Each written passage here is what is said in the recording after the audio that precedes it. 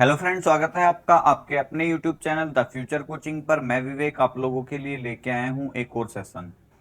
जैसा कि आप जानते हैं, आपका जो यूपी पुलिस कांस्टेबल का एग्जाम है वो लगा हुआ है अगस्त के लास्ट वीक में।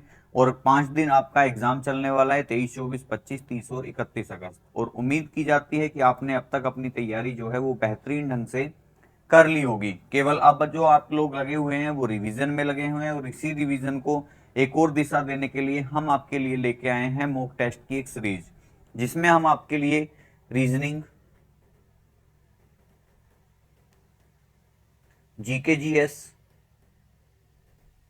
हिंदी और मैथ्स, जितने भी आपके टॉपिक आपके एग्जाम में पूछे जाने हैं उनका ही हम मॉक टेस्ट की सीरीज जो है अपने चैनल पे शुरू कर चुके हैं। जिनके हमने लगभग रीजनिंग के 5 से 6 मॉक टेस्ट हमने डाल दिए हैं। मैथ्स का ये हमारा मॉक टेस्ट नंबर 3 रहेगा। इसके पहले हमने 2 मॉक टेस्ट जो है मैथ के भी हमने डाल दिए, मिनी मॉक रहेंगे। ये हमारे 20-20 क्वेश्चन के मैथ्स और रीजनिंग के जो सेक्शन है वो हमारा 20-20 क्वेश्चन का है। जीके जीएस और हिंदी भी आपको इसी प्रकार मिलने वाली है। तो ये हमारा मॉक टेस्ट नंबर 3 है। इससे पहले के मॉक टेस्ट अगर आपने नहीं लगाए हैं तो आप उन मॉक टेस्ट को भी लगाइए, क्योंकि हमारा जो मॉक टेस्ट का पैटर्न है वो मोस्टली पीवाईक्यू की तर्ज पे चल रहा है। कि जैसे आपके पीवाईक्यू ये जो मॉक टेस्ट है, या ये तो आपका पूरा का पूरा 17 फरवरी का ही मॉक टेस्ट मैं आपके लिए लेके आया हूँ। जो आपका 17 फरवरी के दोनों शिफ्टों में जो क्वेश्चंस पूछे गए थे उनमें से एक शिफ्ट का क्वेश्चन मैं आप लोगों के लिए लेके आया हूँ। क्या आपके डीआई, क्या आपका वर्ड बेस्ड क्वेश्चन, क्या आपके सिंप्लीफिकेशन, सारे के सारे जो क्वेश्चन है वो आपके इसी पेपर के मैं आपके लिए आज लेके आया हूँ। तो शुरू करेंगे आज का मॉक टेस्ट हम। उससे पहले चैनल पे पहली बार आए हैं तो चैनल को सब्सक्राइब करेंगे, साथ में बेल आइकन दबा लेंगे।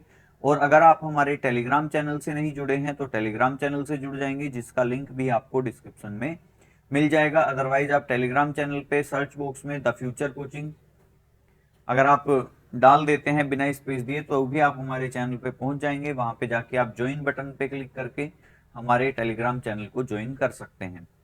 आइए शुरू करते हैं। मैं हूं विवेक, और शुरू करते हैं आज का सेशन। सेशन पसंद आए तो सेशन को लाइक जरूर कर देना, क्योंकि देखिए हमें केवल केवल आपसे लाइक्स और सब्सक्राइब और शेयर की ही उम्मीद होती है।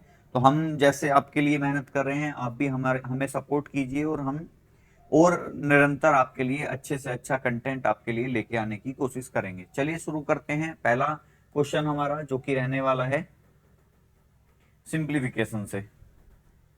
तो क्वेश्चन नंबर फर्स्ट हमारा क्या कह रहा है कि सरल कीजिए। सरल कीजिए मतलब हमारा जो क्वेश्चन है वो 17.28 अपॉन एक्स अपॉन में 3.6 इंटू 0.2। चलिए शुरू कर सोल्व करते हैं इसे हम। अगर हम इसे सोल्व करेंगे तो देखिए सोल्व होगा कैसे कि 17.28 बटे एक्स, और इस पूरे के अपोन में क्या आ जाएगा हमारा 3.6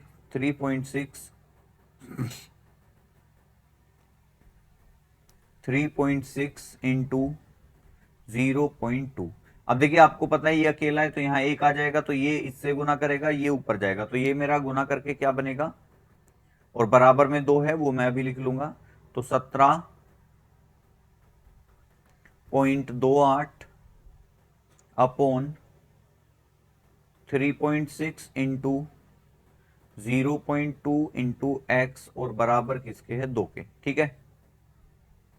अब देखिए दशमलव के 2 अंक यहाँ पे, एक अंक इसका, एक अंक यहाँ पे, तो दोनों अंक जो है दशमलव के वो हमारे कट जाएंगे। ठीक है। अब अगर मैं सोल्व करता हूं इसे तो कटेगा। ये आपका आ जाता है 18 दूनी 36, 18 निम्मा 162 और 18 छिक्का 108। तो 18 दूनी 36, 18 निम्मा 162 और 10 बचेगा 18 छिक्का 108। और ये बन जाएगा आपका, 2 से इसे काटूंगा मैं तो कितनी बार कटेगा, 48 बार, और 2 से फिर काटूंगा मैं तो कितनी बार कटेगा, 24 बार। तो ये बन गया मेरा 24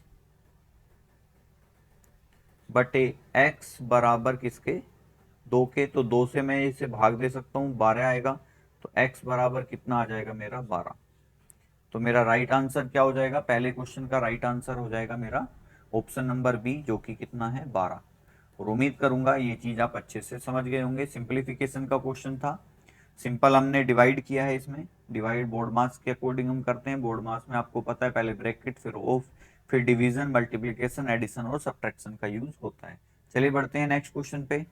नेक्स्ट क्वेश्चन भी हमारा देखिए सिंप्लीफिकेशन का ही है, बस आपको केवल कैलकुलेशन करनी पड़ेगी। कह रहा है निम्नलिखित समीकरण में प्रश्नवाचक चिन्ह के स्थान पर क्या आएगा। क्वेश्चन है मेरा 5072.19 प्लस 368.312 प्लस एक्स बराबर 9018 प्लस 0.618, तो हमें एक्स का मान बताना है। तो चलिए सबसे पहले मैं इन्हें जोड़ लेता हूं, तो ये मेरा बन रहा है 5072 कितना 19 और प्लस 368.312 ये जीरो आ जाएगा। चलिए ये 2 9 और 1 10 की जीरो, 3 4 और 1 5, 8 और 2 10 का जीरो, 7 6 13 और 1 14 का 4, 3 और 1 4, 5 और 5 का 5, तो ये बन गया मेरा 5440.502। अब आपको पता है कि मुझे किसका वैल्यू बताना है कि 5440.502 प्लस एक्स बराबर किसके है 9018.618। तो अगर मुझे x निकालना है तो मैं इसे इधर लाके माइनस कर दूंगा, तो 5440.502 माइनस करेंगे इसे, तो देखो 8 में से 2 जाएगा 6, 1 का 1 और 6 में से 5 जाएगा 1, तो 116 आना चाहिए मेरा। अब लेकिन 116 क्या हो रहा है, 116 मेरा दो जगह आ रहा है, तो आगे भी सोल्व करना पड़ेगा। पॉइंट की जगह पॉइंट यहाँ आ जाएगा 8 8 देखते हैं अब इसमें, देखिए 8 मेरा इसमें आ रहा है, तो ये वाला आंसर नहीं होगा, तो आंसर क्या हो जाएगा मेरा ए वाला। ठीक है, क्योंकि मुझे इसी से ही मेरा आंसर मिल रहा है 8 से। आगे आगे भी सोल्व करोगे तो देखो 11 में से 4 जाएगा 7, 78 आ रहा होगा जरूर, बिल्कुल। 9 में से 4 जाएगा 5 और 8 में से 5 जाएगा 3, 3578.116, तो यही मेरा आंसर भी है। आप थोड़ा सा विजिबल कर देता हूँ मैं इसे, तो यहाँ जो मेरा राइट आंसर हो जाएगा वो हो जाएगा ऑप्शन नंबर ए, कि 3578.116 हो जाएगा, और इस तरीके से हमने इसे सोल्व कर लिया। ये 3 है आपका, ठीक है। चलिए नेक्स्ट क्वेश्चन पे चलते हैं। नेक्स्ट क्वेश्चन, सेशन पसंद आए तो एक बार सेशन को शेयर कर देना और साथ में वीडियो को एक बार लाइक कर देना। मिलते हैं नेक्स्ट क्वेश्चन में, चलते हैं। नेक्स्ट क्वेश्चन क्या है, नेक्स्ट क्वेश्चन है आपका एलसीएम और एचसीएफ का।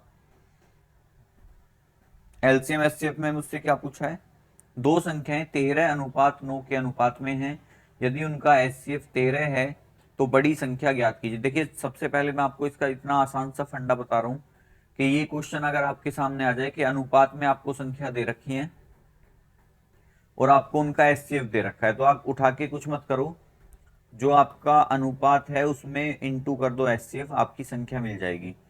क्योंकि अनुपात होता ही वो संख्या है जो सबसे न्यूनतम मान पे पहुंचता है। अब एचसीएफ कितना आ रहा है, एचसीएफ 13 आ रहा है, तो 13 की गुना 13 में करूंगा 169, और दूसरी संख्या क्या मिलेगी 13 निम्मा 117, 117 होगा ना, हाँ बिल्कुल 117 होगा। अब मुझसे पूछा है बड़ी संख्या ज्ञात कीजिए। अब बड़ी संख्या कौन सी है 169, तो आंसर क्या हो जाएगा मेरा ऑप्शन नंबर डी हो जाएगा मेरा इस क्वेश्चन का राइट आंसर, जो कि कितना है 169। आपसे कभी भी अनुपात में देके और एचसीएफ दे रखा हो और संख्याएं पूछ ले, तो आप सीधा क्या करो, उनका एचसीएफ से मल्टीप्लाई कर दो अनुपात में, और सीधा उसका फिर एचसीएफ संख्याएं मिल जाएंगी। एलसीएम पूछा है तो 169 और 117 का हम एलसीएम भी निकाल सकते हैं। नेक्स्ट क्वेश्चन पे चलते हैं। नेक्स्ट क्वेश्चन क्या कह रहा है, रोहन और सोहम, देखिए सोहन मत पढ़ना, ये सोहम ही है, आप देख लें अंग्रेजी में भी सोहम ही लिखा हुआ है। तो रोहन और सोहम का वेतन 2:3 के अनुपात में है, यदि प्रत्येक के वेतन में 2000 की वृद्धि होती है तो नया अनुपात 40:57 हो जाता है। सोहम का वर्तमान वेतन क्या है।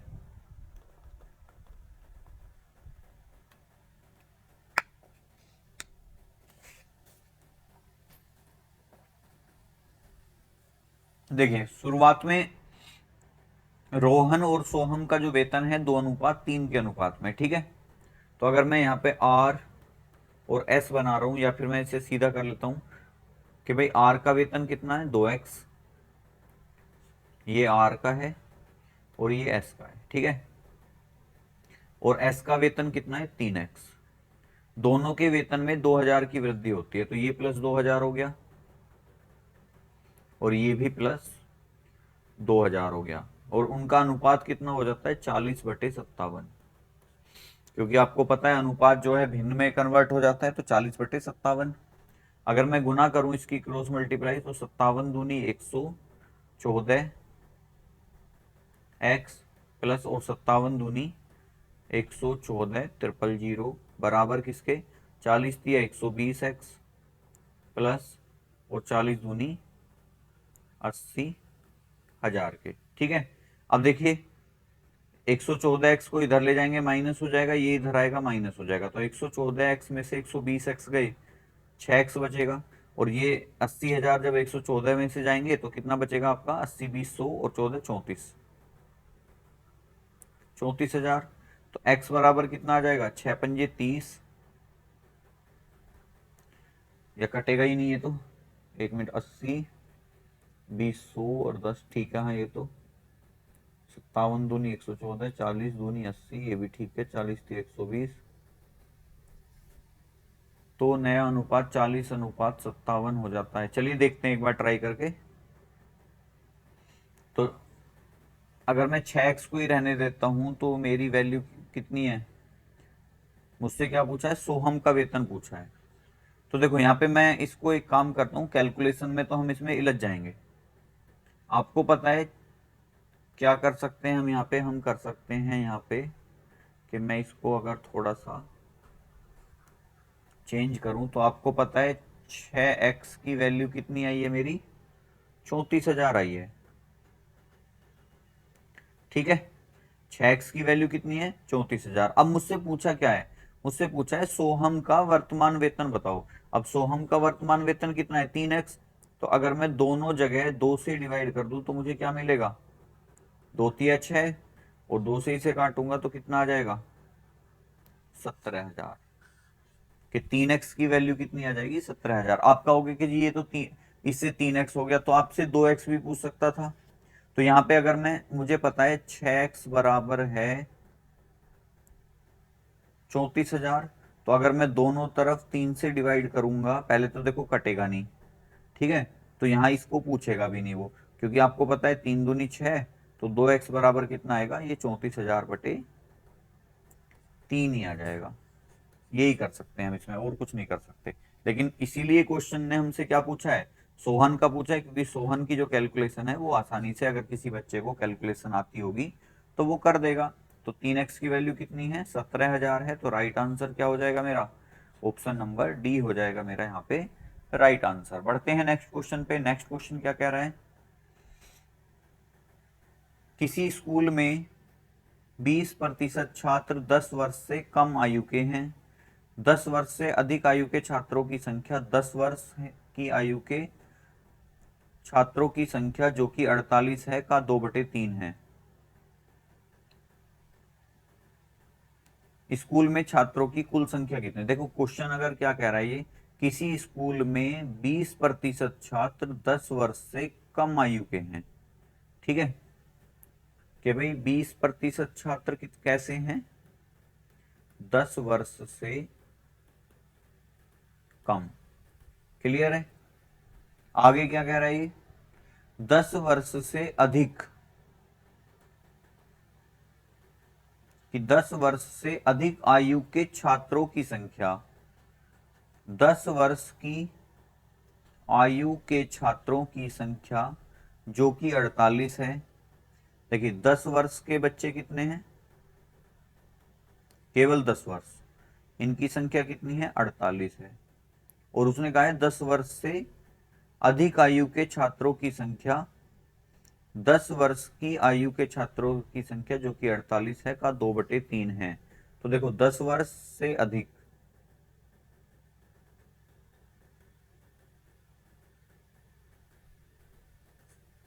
ठीक है, यहां से इस क्वेश्चन को हम दोबारा पढ़ेंगे। 10 वर्ष से अधिक आयु के छात्रों की संख्या, 10 वर्ष की आयु के छात्रों की संख्या जो कि 48 है का 2/3 है, कि अगर 10 वर्ष के 3 हैं तो 10 वर्ष से अधिक वाले कितने हैं 2 हैं, और 3 की वैल्यू कितनी है 48, तो 1 की वैल्यू कितनी आएगी 16, यानी कि 10 वर्ष से अधिक वाले कितने हैं 32, 10 वर्ष वाले कितने हैं 48, इन दोनों का योग कितना हो गया 80, हो गया कि नहीं, 48 और 2 50 और 30 80।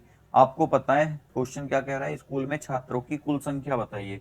आपको पता है 20% छात्र कैसे हैं जो 10 वर्ष से कम हैं।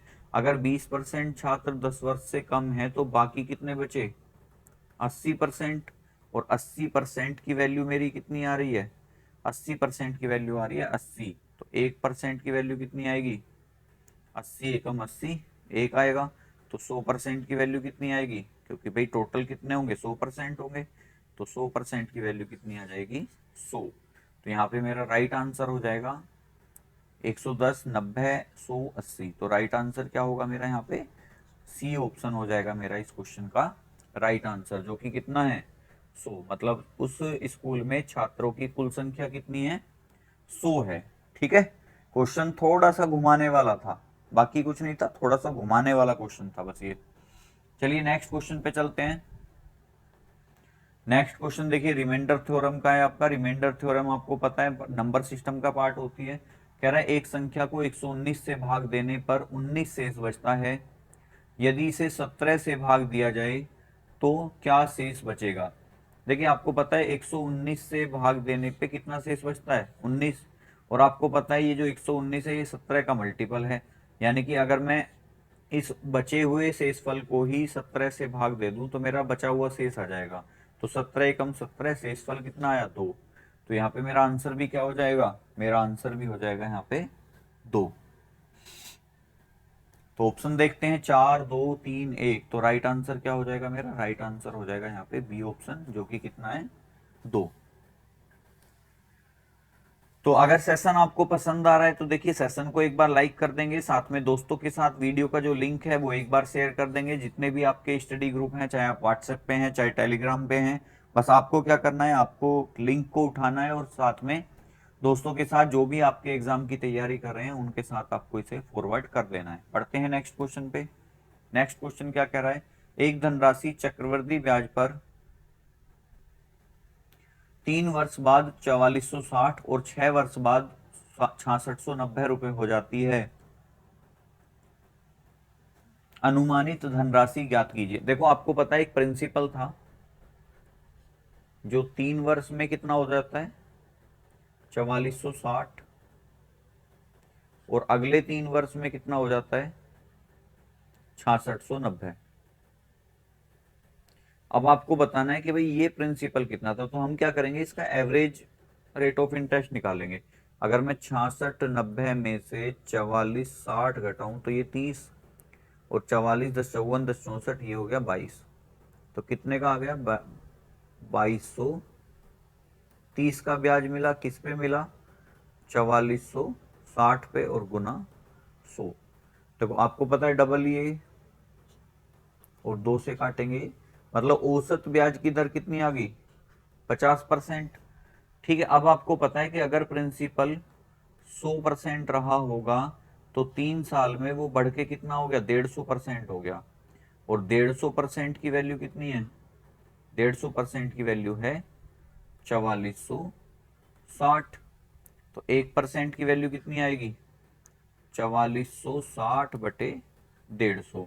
हमें किसकी बतानी है 100 की, तो 100% की वैल्यू कितनी होगी, ये हो जाएगा आपका 4460 बटे 150 गुना 100। तो ये बन जाएगा आपका 50 दिया 150, 50 दूनी 100। 3 से अगर मैं काटूं तो 4460 का डबल कर लेते हैं पहले, ये हो जाएगा, देखो इधर लिखता हूं मैं इसे कि 2 0 0, 2 छिक्का 12 का 2, 2 चौक 8 और 1 9, और 2 चौक 8, 8920 बटे 3। अब 3 से भाग देना है तो 3 दूनी 6। मेरा जो आंसर आएगा वो 2 वाला आएगा, तो मेरा ये वाला ऑप्शन भी खत्म, ये वाला ऑप्शन भी खत्म। तो 3 दूनी 6 बचा कितना 2, 3 नम 27 29 वाला आएगा। तो देखो दोनों में 29 ही है।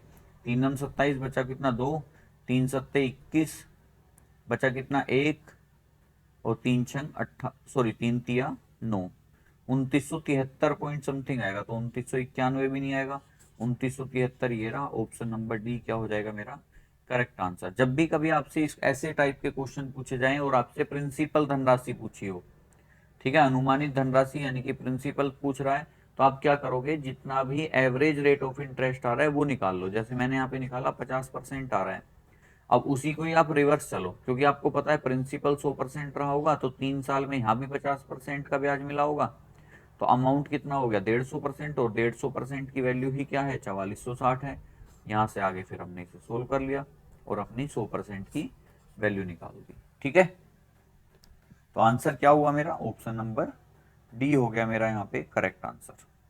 अप्रोक्स में ही पूछ रहा है वो, यहाँ पे देखो ये रहा अनुमानित मान ही पूछा है। तो नेक्स्ट क्वेश्चन चलते हैं। नेक्स्ट क्वेश्चन क्या है, 3 साझेदार पी क्यू और आर एक व्यवसाय शुरू करते हैं। पी की पूंजी का दोगुना, पी की पूंजी का दोगुना क्यू की पूंजी के 3 गुना के बराबर है, और क्यू की पूंजी आर की पूंजी के 4 गुना के बराबर है। वर्ष के अंत में 27,500 के कुल लाभ में आर का हिस्सा बनाइए। देखिए पी क्यू आर 3 लोग हैं, सबसे पहले हम इनकी पूंजी का रेशो बना लेते हैं। कौन कौन है, पी क्यू और आर। क्या कहा है कि पी की पूंजी का दोगुना, पी की पूंजी का दोगुना, तो अगर मैं यहाँ पे 1 मान लूं तो ये कितना है 2 गुना। अच्छा यहाँ पे क्यों, पी की पूंजी का दोगुना क्यों की पूंजी के 3 गुना के बराबर है, तो ये ऐसे नहीं होगा ना, इरेजर चाहिए भाई।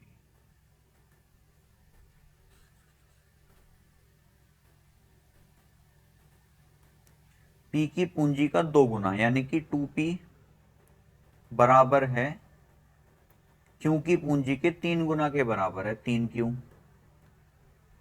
ठीक है, 2p बराबर कितना आ गया 3q। और आगे कह रहा है और क्यू की पूंजी आर की पूंजी के 4 गुना के बराबर है, और बराबर है ये 4r के। तो अगर मैं पी क्यू और आर निकालूंगा तो आपको पता है P ratio Q ratio R जो आएगा वो आएगा आपका 1/2, 1/3 और 1/4। एलसीएम कितना आएगा इसका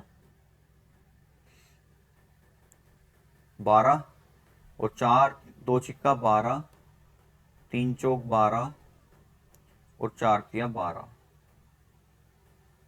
ठीक है, आपको पता है कि भाई रेसो कितना बन गया इनका, 3 चौक 12 हो गया, 2 छिक्का 12, 6 4 10 3 13, और 13 आपको पता है समय तो कुछ दिया नहीं, तो हमारा जो पूंजी का अनुपात होगा वही लाभ के अनुपात के बराबर रहेगा। तो 13 की वैल्यू कितनी है हमें 27,500,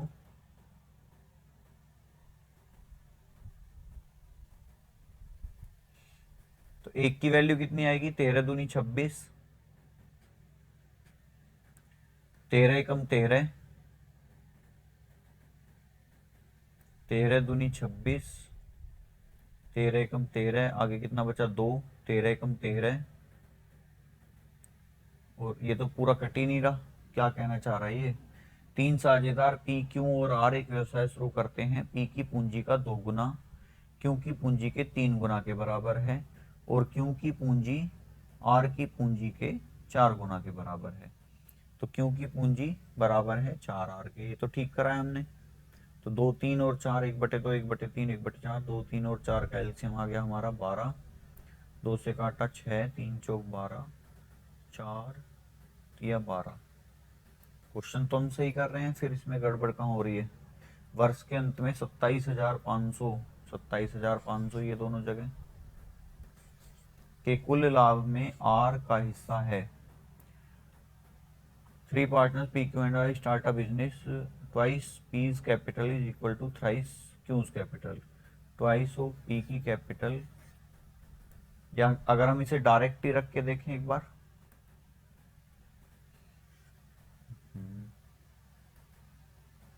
चलिए एक बार दोबारा करके देखते हैं कि भाई पी क्यू और आर, कह रहा है कि भाई पी की पूंजी का 2 गुना बराबर है क्यू की पूंजी के 3 गुना के, 3 गुने के सॉरी, और क्यू की पूंजी आर की पूंजी के 4 गुने के, तो बराबर है 4।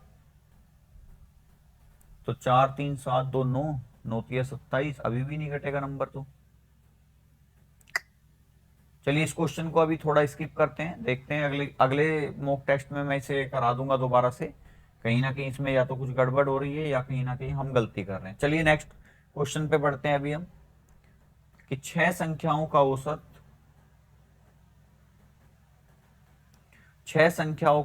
3.75 है, उनमें से 2 का औसत 3.2 है, जबकि अन्य 2 का औसत 3.55 है।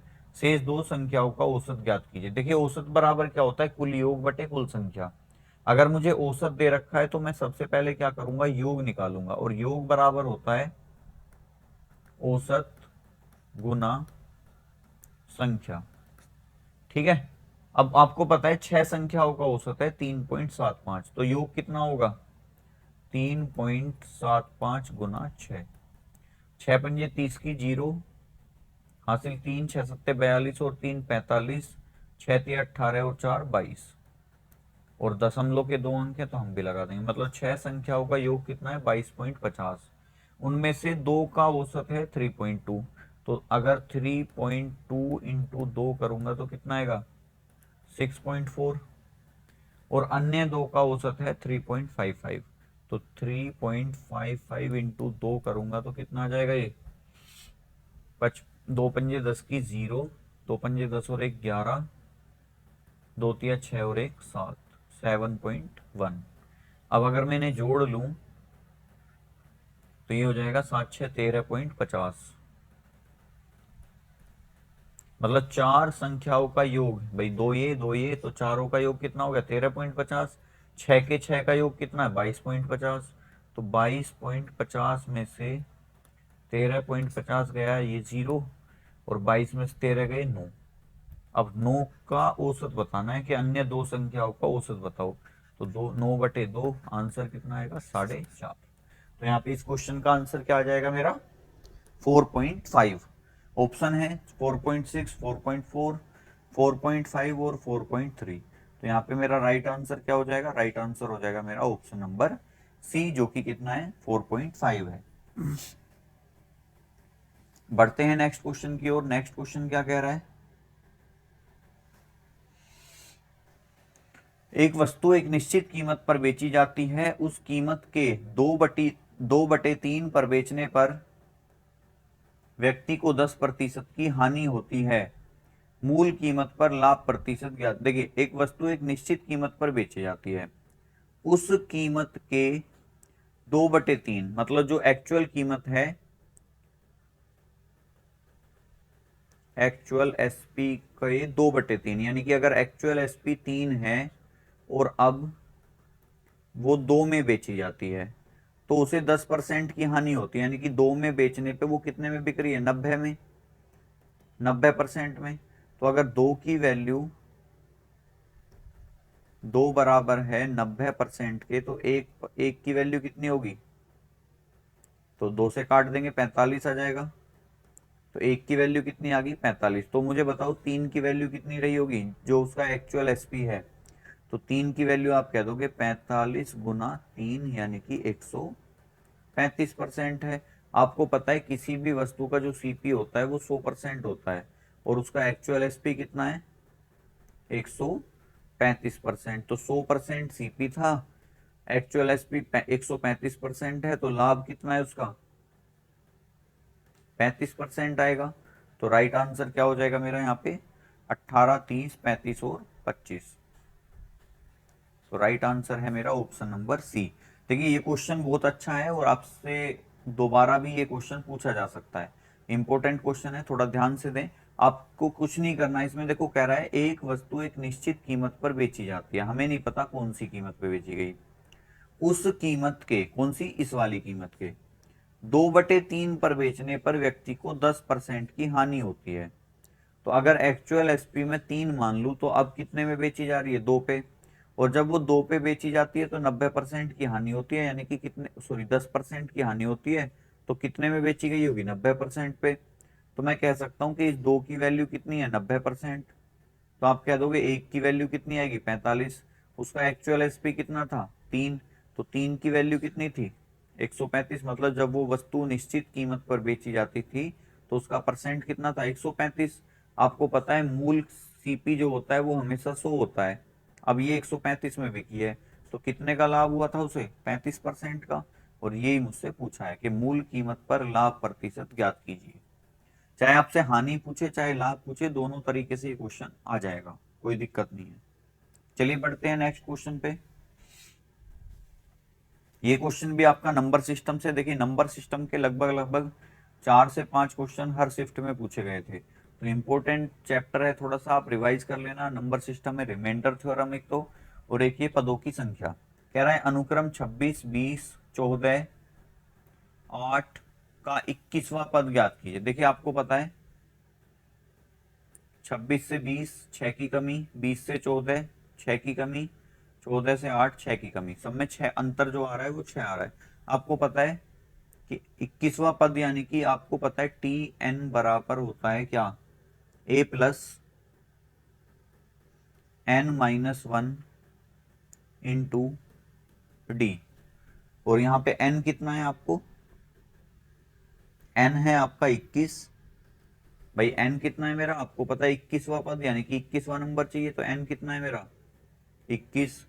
ए कितना है मेरा, ए है मेरा 26। डी कितना है मेरा, डी है मेरा दोनों का डिफरेंस, और दोनों का डिफरेंस कितना है 26 में से 20 जाएंगे 6 आ रहा है, ठीक है बस रख दो। टी 20, अब भाई एन की वैल्यू कौन सी बतानी है मुझे 21, तो टी 21 बराबर ए कितना है मेरा 26 प्लस एन कितना है 21 माइनस 1 इंटू डी कितना है 6, ठीक है। तो 21 में से एक गया,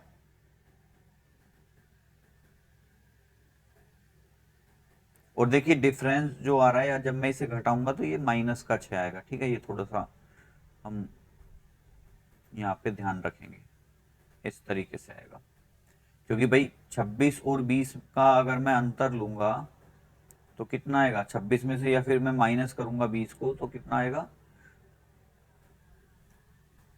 सॉरी 26 नहीं, उल्टा लिख दिया मैंने।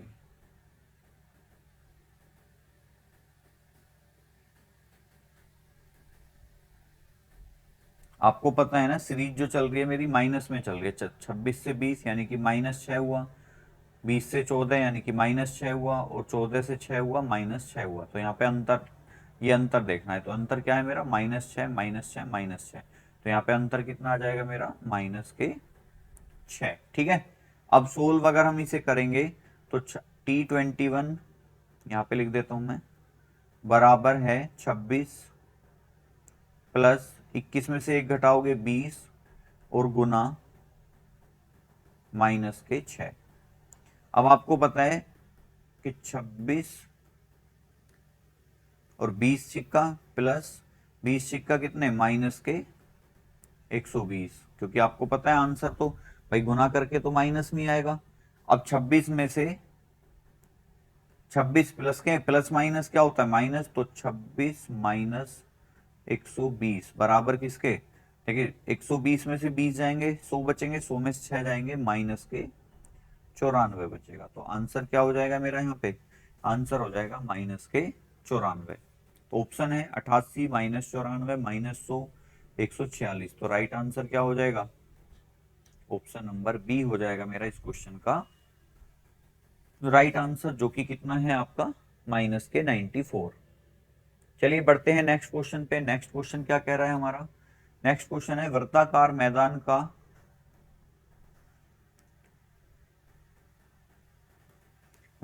मैदान का क्षेत्रफल 13.86 हेक्टेयर है, 3.2 प्रति मीटर की दर से इसकी बाढ़ लगाने की कीमत ज्ञात कीजिए। 1 हेक्टेयर बराबर होता है 10,000 वर्ग मीटर, ठीक है, यहाँ पे आपको बता भी दिया। चलिए आपको पता है क्षेत्रफल दे रखा है, वृत्त का क्षेत्रफल क्या होता है, वृत्त का क्षेत्रफल होता है पाई आर स्क्वायर। अब पाई का मान कितना होता है 22/7 इंटू आर स्क्वायर बराबर किसके हैं 13.86 गुना 10,000। ठीक है, ये मैंने आपको मीटर में कन्वर्ट कर लिया है, क्योंकि 1 हेक्टेयर बराबर 10,000 वर्ग मीटर, तो 13.6 हेक्टेयर बराबर 13.6 गुना 10,000। तो अगर मैं यहाँ से पॉइंट हटाना चाहूँ तो ये पॉइंट हटा के 2 जीरो हटा सकता हूँ।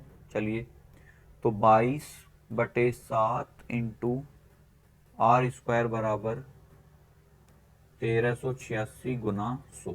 ठीक है, 11 से कटेगा, 11 कम 11, 11 दूनी 22, बिल्कुल 11 दूनी 22, 11 एकम 11 बचे 2, 11 दूनी 22, 11 छिक्का 66 और गुना 100। 2 से फिर कट जाएगा, 2 से काटा, 2 छिक्का 12, 2 तिया 6। तो आर स्क्वायर बराबर कितना हो गया 6300 गुना 7। भाई 6300 गुना 7, तो आर स्क्वायर बराबर 700, 700, 7 तिया 21, 7 छिक 42 और 2 44।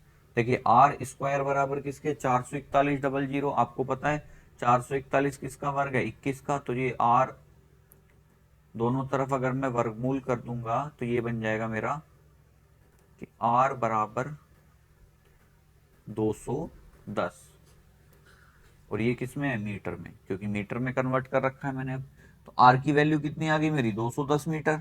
अब मुझसे क्या पूछा है, मुझसे पूछा है कि भाई इसकी बाड़ लगाने की लागत बतानी है। आपको पता है बाड़ क्या होती है आपकी बाउंड्री, और वृत्त का परिधि क्या होती है 2 पाई आर।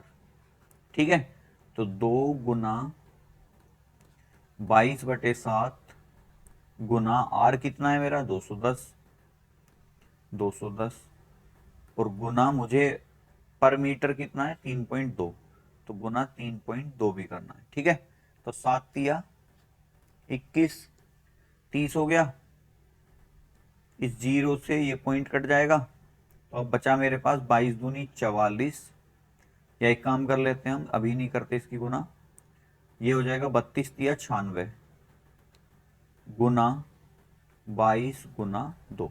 तो 96 का डबल कितना 192, और 192 को 22 से गुना करनी है, 22 दूनी 44 का 4, लास्ट में 4 आएगा, देखो ये रहा। तो 22 दूनी 44 का 4, 22 निम्मा 198, 198 और 4 202, हासिल कितना 20, 22 से कम 22, 10 32, 10 42। तो मेरा आंसर क्या बनेगा 4224। तो राइट आंसर क्या हो जाएगा, पहले ही बताया था यूनिट डिजिट से भी आपको क्वेश्चन सोल्व करना है। ऐसा नहीं है कि हम पूरा क्वेश्चन सोल्व करेंगे। आपको पता है इकाई के अंक पे 4 एक ही जगह आ रहा है, और ये एक्चुअल क्वेश्चन पेपर है, ध्यान रखना। ये यूपी पुलिस का 17 फरवरी का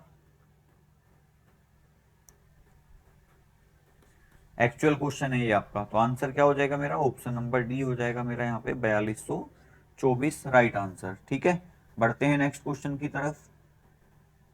सेशन पसंद आ रहा है तो देखिए एक बार लाइक कर देना, और साथ में दोस्तों के साथ सेशन को शेयर कर देना।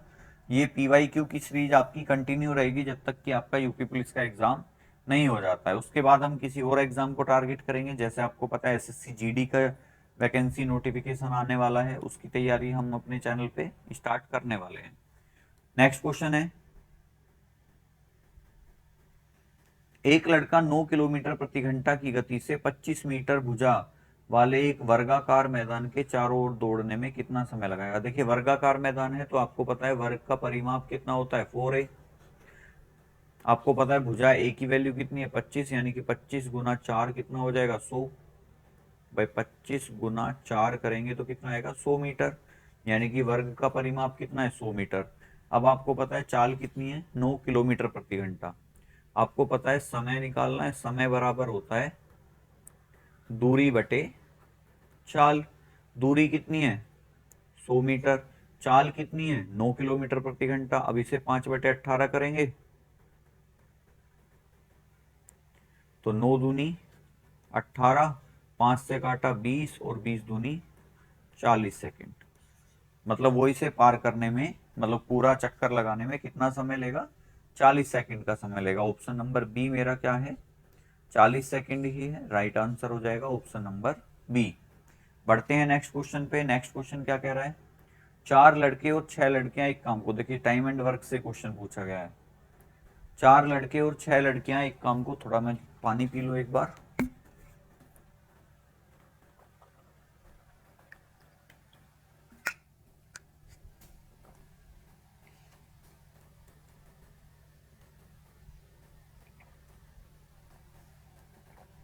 तो क्वेश्चन क्या कह रहा है, 4 लड़के और 6 लड़कियां एक काम को 10 दिन में कर लेते हैं। तो 4 बॉयज प्लस 6 गर्ल्स किसी काम को 10 दिन में कर लेते हैं, तो गुना 10। जबकि 6 लड़के और 4 लड़कियां, 6 बॉयज प्लस 4 गर्ल्स इसी काम को 8 दिन में कर लेते हैं, तो गुना 8। तो 2 चौक 8, 2 पंजे 10, गुना कर लेते हैं। 5 चौक 20 बॉय प्लस 5 छंग 30 गर्ल्स बराबर हैं 6 चौक 24 बॉय प्लस 16 गर्ल्स के। ठीक है, अब गर्ल्स वालों को एक तरफ ले जाते हैं, बॉयज वालों को एक तरफ।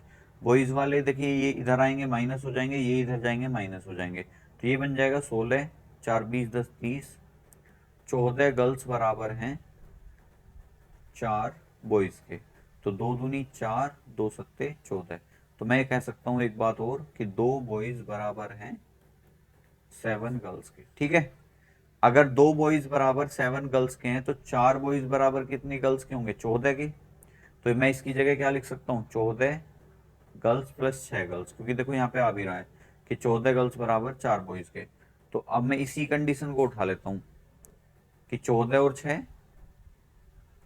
20 लड़कियां किसी काम को 10 दिन में कर लेती हैं। तो हमें किससे कराना है, 4 लड़के और 2 लड़कियां। अब देखो 4 लड़के बराबर 14 लड़की, सब 14 लड़कियों के हैं, तो 14 लड़कियां और 2 लड़कियां कितनी, 18 लड़कियां इस काम को कितने दिन में करेंगी ये पूछा है। तो कट जाएगा देखो सीधा सीधा, 2 से काटा 9 बार, 2 से काटा 10 बार। ठीक है, तो 10 गुना 10 बटे 9, तो ये कितना बनेगा मेरा, 100 बटे 9।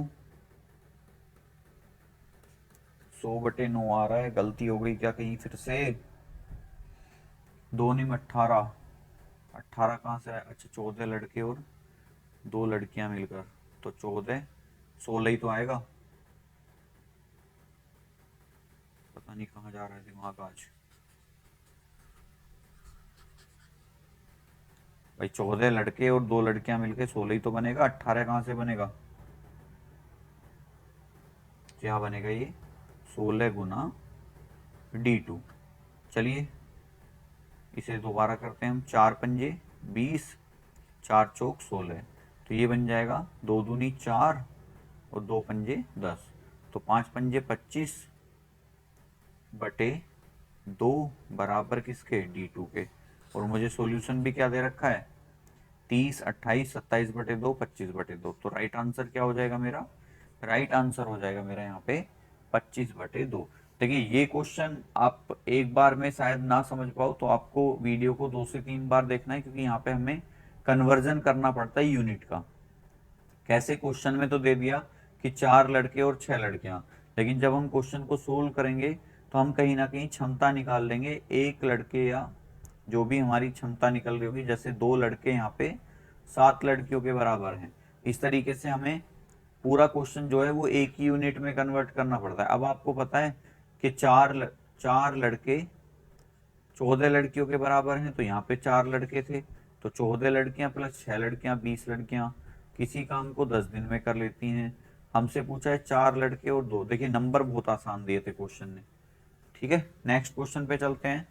ये क्वेश्चन है आपका डीआई का। डीआई का सेक्शन में आपको पता है पर हर शिफ्ट में आपसे 5 क्वेश्चन पूछे गए थे, तो एक सेट के मैं पांचों के पांचों क्वेश्चन आपके लिए लेके आया हूँ यहाँ पे। क्वेश्चन क्या कह रहा है कि 2005, देखिए सबसे पहले हमें क्वेश्चन पढ़ना है कि विगत वर्षों में कंपनी द्वारा मोबाइल का उत्पादन, मतलब कंपनी के मोबाइल का उत्पादन का हमें डाटा दे रखा है। ठीक है, कितना ये उत्पादन लाख में, यानी कि 30 लाख 45 लाख 65 50 55 80 85, 1 से लेके 2008 तक का, मतलब वर्ष 2001 से लेके, यहाँ आपको डाटा दिया हुआ है वर्ष 2008 तक का। ठीक है, चलिए क्वेश्चन पूछ, अब हम क्वेश्चन पे चलते हैं। 2005 और 2006 का औसत उत्पादन किसका? 2005 और 2006। अब 2005 का कितना है? 70, और 6 का कितना है? 55, और 70 और 50 125, यानी कि ये हो जाएगा मेरा 125 लाख बटे 2। तो 2 छिक्का 12, 2 दूनी 4, और कितना बचा आपका? 2 छिक्का 12, 2 दूनी 4, 2 पंजे 10, और जीरो कितनी है? 4। ठीक है, ये आ गया आपका, क्योंकि लाख में दे रखा है हमें डाटा, 62,50,000। अब आगे क्या पूछा है, या हम इसे क्या कह सकते थे? 62.50 लाख। ठीक है, निम्नलिखित में से किस वर्षों के जोड़े के औसत उत्पादन के बिल्कुल बराबर था? अब देखिए हम क्या करेंगे, इसमें ऑप्शन से करेंगे इसे, क्योंकि सारे तो कर नहीं सकते। 2002 और 2007 में देखते हैं। अब देखिए जिनका टोटल इतना आ जाएगा 125,000,000 वही आंसर बनेगा हमारा। अब देखते हैं हम, 2 और 7 का क्या इतना आ रहा है? 45 और 80, 80 40 120, और 5 125। देखिए पहले में ही आ रहा है, 80 प्लस 45 कितना आएगा? 8 4 12 125 आ गया। तो यही चाहिए मुझे, तो आंसर क्या होगा मेरा? ऑप्शन नंबर ए ही होगा मुझे सोल्व करने के। देखिए 4 और 5 का अगर जोड़ेंगे तो कितना आ रहा है? 70 और 50 120 आ रहा है, जबकि मुझे तो 125 चाहिए, क्योंकि औसत तो 2 से डिवाइड करके बराबर ही आना है। 4 और 6 का देख लो, 50 और 55, 50 दूनी 100, 105 आ रहा है। 6 और 7 का देख लो, 55 और 80, 8 5 13, 135 आ रहा है। तो यहाँ पे राइट आंसर क्या हो गया मेरा? ऑप्शन नंबर ए हो जाएगा मेरा राइट आंसर। ठीक है, बढ़ते हैं नेक्स्ट क्वेश्चन पे। नेक्स्ट क्वेश्चन क्या कह रहा है? 2001 की तुलना में 2001 में कितना है? 30 लाख। 2008 में मोबाइल के उत्पादन में अनुमानित प्रतिशत वृद्धि क्या थी? तो 2008 में कितना है? 85। तो देखो 30 से बढ़ के कितना हो गया? 85। कितने की वृद्धि हुई? 50 की। 55 की किससे हुई? 30 से, गुना 100। तो जीरो से जीरो कट गई, 55 ढाई 550 बटे 3। तो 3 एकम 3 बचा 2, 3 अट्ठे 24, 3 तिया 9, तो 183 आ रहा होगा। तो 183.33। आगे सोल्व करोगे तो 0.33 आएगा, क्योंकि एक ही बचा था। तो आंसर क्या होगा मेरा? Option number B. देखिए एक बहुत आसान डीआई पूछे गए थे आपके एग्जाम में, तो सिंपल सिंपल डीआई थे ये, क्योंकि ये आपकी परीक्षा का ही डीआई मैं आपके लिए लेके आया हूँ यहाँ पे। ठीक है, चलिए बढ़ते हैं नेक्स्ट क्वेश्चन पे। तीसरा क्वेश्चन क्या था डीआई से? दिए गए वर्षों में कितने वर्षों में मोबाइल का उत्पादन दिए गए वर्षों के औसत उत्पादन से अधिक था? अब देखिए सबसे पहले हमें इनका सबका औसत निकालना पड़ेगा। तो 30 और 45 कितना? 75। 75 5 80, और 80 और 60 140, 140 और 50 190, 190 और 70 260, 260 और 50 315, 315 और 5 320, 80 400, 480 बटे कितना है ये? 1 2 3 4 5 6 7 8, और 8 से जब मैं इसे काटूंगा 8 6 48, यानी कि 60 लाख क्या है? औसत उत्पादन है। अब पूछा क्या है मुझसे?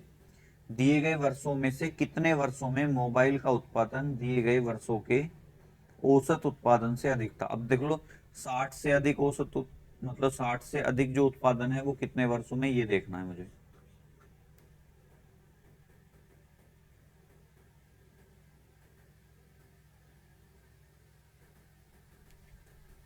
अब देखो 60 से अधिक मेरा ये रहा 65। ठीक है, फिर मेरा ये रहा 70, ये 55 है, ये 80 है, ये 85 है। तो कितने वर्षों में है? 1 2 3 4, और तो है नहीं, 30, 45, 50, 55, 60 लाख मेरा औसत आ रहा है। तो यहाँ पे आंसर क्या आ जाएगा मेरा, ऑप्शन नंबर ए हो जाएगा मेरा राइट आंसर, क्योंकि मुझसे पूछा है कितने वर्षों में औसत उत्पादन से अधिक है। तो यहाँ पे 4 वर्षों में औसत उत्पादन से अधिक था। चलिए नेक्स्ट क्वेश्चन पे चलते हैं। किस वर्ष में पिछले वर्ष की तुलना में उत्पादन में प्रतिशत वृद्धि अधिकतम थी? अब देखिए 30 से 45 हो गया, तो 15/30 कितना आएगा, 50% आएगा, यानी कि पहले वर्ष में 50। 45 से 65 तो कितने की वृद्धि, 20 की।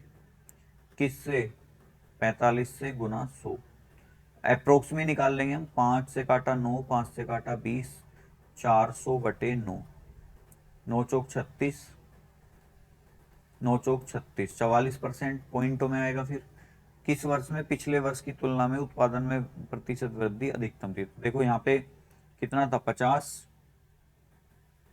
यहाँ पे कितना है 44, ये तो कमी है तो इसमें तो काउंट ही नहीं करना। 50 से 70 तो 20/50 गुना 100, 50 दूनी 100, 20 दूनी 40, ये 40% आ गया इसमें। फिर 70 से 55 डाउन है, 55 से 80 तो 25/55 गुना 100। अगर हम ऑप्शन से भी करते तो भी जल्दी हो जाता शायद ये। 5 से काटा 11, 5 से काटा 20, 25 दूनी 50, 500/11, 11 चौक 44, ये भी कितना आ रहा है, 11 चौक 44, 11 चौक 44, 11 पंजे 55, 45% के अप्रोक्स आ रहा है ये। 80 से 85, अब देखो किस में ज्यादा आ रहा है ये, 2002 में, क्योंकि यहाँ पे कितना आ रहा है, 50% आ रहा है, सबसे ज्यादा जो है इसमें आ रहा है। किस वर्ष में पिछले वर्ष की तुलना में उत्पादन में प्रतिशत वृद्धि अधिकतम थी? तो कौन से में अधिक थी, 2002 में। तो राइट आंसर क्या होगा मेरा यहाँ पे, ऑप्शन नंबर डी हो जाएगा मेरा यहाँ पे राइट आंसर। क्या है, 2002। नेक्स्ट क्वेश्चन पे बढ़ते हैं। नेक्स्ट क्वेश्चन क्या है, 2003 से 2004 तक मोबाइल के उत्पादन में अनुमानित प्रतिशत गिरावट क्या थी? 3 से 4, अब देखो 3 में कितनी थी 65, 4 में कितनी है 50, तो 65 से कितनी रह गई 50, कितने की कमी आई 15 की, किससे कमी आई 65 से गुना 100। 5 से काटा 13, 5 से काटा 20, 15 दूनी 300/13, 13 दूनी 26, 2 में आ रहा होगा नंबर, 2 में 3 है। चलिए 13 दूनी 26, बचा कितना 4, 13 तिया 39, 23% का आंसर है।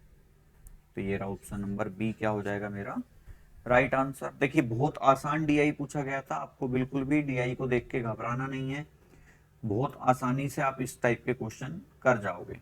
नेक्स्ट क्वेश्चन चलते हैं, ये हमारा आज की क्लास का लास्ट क्वेश्चन रहेगा और इसका आंसर मैं आप लोगों से चाहूंगा कि आप इसका आंसर कमेंट बॉक्स में दें, ठीक है, क्योंकि मैं आपको इतने क्वेश्चंस करा रहा हूं तो उम्मीद तो मैं भी ये करता हूं कि आप एक प्रश्न का आंसर तो मुझे कमेंट बॉक्स में दे सकते हैं। अगर कमेंट बॉक्स में नहीं देंगे तो इसका सॉल्यूशन जो है वो आपको हम नेक्स्ट वीडियो जो आएगा हमारा मॉक टेस्ट नंबर 4, उसमें हम आपको इसका सॉल्यूशन प्रोवाइड करा देंगे। जो फर्स्ट क्वेश्चन होगा हमारे नेक्स्ट सेशन का वो आपका इसी क्वेश्चन से रहेगा, बस आपको कोशिश करनी है कि इसका आंसर आप कमेंट बॉक्स में जरूर दें। तो मिलते हैं नेक्स्ट वीडियो में, तब तक के लिए तैयारी करते रहिए और अच्छे से प्रिपेयर कीजिए। बहुत जल्दी आपका एग्जाम होने वाला है, 15 दिन भी नहीं रहे हैं मोस्टली, क्योंकि आज हो गई है 8 तारीख और 8 तारीख से आपको 22 तारीख लास्ट डेट होगा, यानी कि लगभग लगभग 14 दिन आपके पास बचे हैं, 15वें दिन तो आपका एग्जाम हो जाएगा। क्योंकि आज के दिन को भी हटा दें तो आज के दिन और 22 तारीख में केवल 14 दिन का अंतर है, तो 15वें दिन आपका एग्जाम है, 23 तारीख मान के चलिए आप। मिलते हैं नेक्स्ट सेशन में नए क्वेश्चंस के साथ और नई अप्रोच के साथ, तब तक के लिए चैनल को सब्सक्राइब कीजिए और वीडियो को दोस्तों के साथ शेयर कीजिए। Thank you.